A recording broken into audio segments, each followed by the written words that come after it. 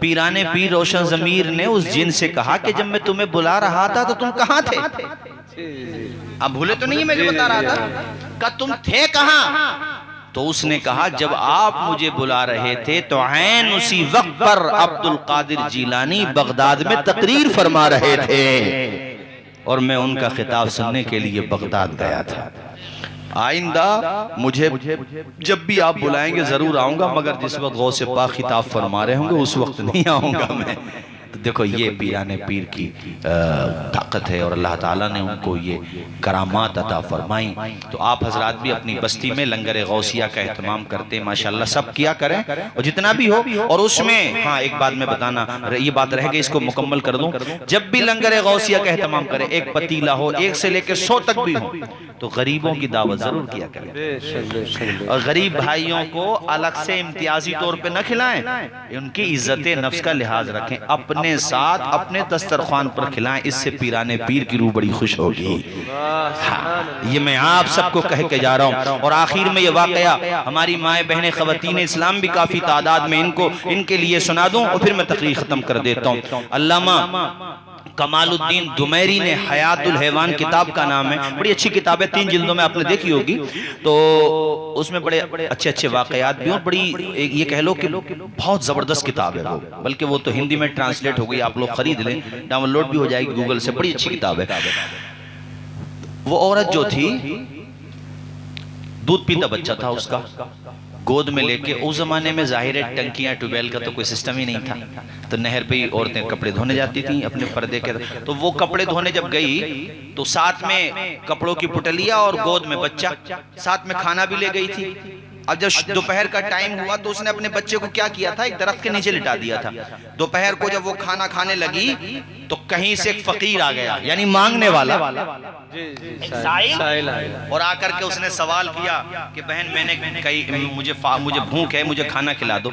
तो उसने माशाल्लाह जितना भी खाना था उस बहन ने सारा उस फकीर को दे दिया। और फकीर कहता बहन तू भी खा ले। तो वो औरत कहती है कि मैं तो शाम को घर जाकर के खाना तनावुल कर लूंगी, बाबा तुमने पता नहीं कब से खाना नहीं खाया है। ऐसा ख्याल आया उस औरत को कि उसने सारा खाना उस फकीर को दे दिया।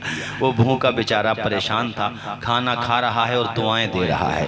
और कमजोरों की दुआओं को अल्लाह ताला कबूल फरमाता है, वो सबकी सुनता है मगर कमजोरों की दुआएं जल्दी कबूल हो जाती है। अब वो तो खाना खा के चला गया, बाकी कपड़े जो बचे थे वो औरत धोने लगी। शाम को जब वापस आने लगी तो वहां गई जहां बच्चा दरख्त के नीचे लिटा दिया था, तो क्या देखा बच्चा है नहीं वहां पर, बच्चा गायब वहां से। जब बच्चा वहां से गायब, एक औरत का बच्चा गायब हो जाए और वो भी माँ, तो माँ का आलम क्या होगा। स्कूल वैन में बच्चा मिस हो जाए ना तुम्हारा, माए तो माए, खानदान के लोग खाना खाना छोड़ देंगे। ऐसी होती है औलाद, इतनी मोहब्बत होती है माँ बाप को औलाद से। ये चारों तरफ नजर दौड़ाती है, अल्लाह मेरा बेटा गया कहाँ। इसकी नजर पड़ी एक झाड़ी पर, इसने देखा झाड़ी के पीछे भेड़िया खड़ा है और भेड़िए के मुंह में बच्चा पड़ा है। अब ये घबरा गई, अल्लाह मेरा बच्चा भेड़िए के मुंह में। अपनी जान की परवाह किए बगैर भेड़िए के पीछे दौड़ना शुरू कर देती है। बहरहाल मकसद ये है कि इसको अल्लाह ताला के फजलो करम से गैब से इसकी मदद होती है और बच्चा इसके हवाले कर दिया जाता है। इसने देखा कि ये कौन लोग हैं, आवाज़ दी आप वापस तो आओ। वो दोनों वापस आए और पूछा तुम कौन हो। 2 लोग आए थे बचाने के लिए बच्चे को, गैब से आए थे। तो उन्होंने कहा हम इंसान नहीं हैं बल्कि हम तो आसमान से आए हैं, यानी हम तो अल्लाह के फरिश्ते हैं। हाय हाय। तो गोया कि अल्लाह ताला ने मदद फरमाई। और इसमें एक पैगाम यह है कि जो जमीन वालों के काम आता है अल्लाह ताला उसके बिगड़े हुए काम बना देता है।